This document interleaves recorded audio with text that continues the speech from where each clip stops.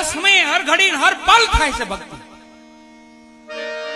આપણે એમ કે ખેતરે જાય કેમ ભક્તિ કરી, અરે ન્યા થઈ છે. ખેતરનું બાનું બતાવવામાં ન્યા ભક્તિ થઈ. કોને કરી? ભોજા બાપાએ કરી. 12 વર્ષ ઉથલું મરવી જલા બાપાને. 12 વર્ષ, એક બે દિવસ નહીં, 12 વર્ષ ઉથલું મરવી ને તોય કલ્પના ક્યાંય શાંત થતી નહોતી જલા બાપાની. અને વિચાર કરતા કે અહીંથી વાં જાવ, ત્યાંથી વાં જાવ, આવું કરું, એવી કલ્પના જાગી.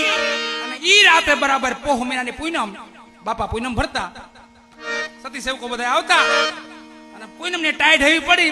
ભોજા બાપા ઓળખી ગયા કે જલા બાપાના મનમાં હજી કલ્પનાઓ બંધ થતી, વિચાર વૃત્તિ વિરામ નથી પામતી.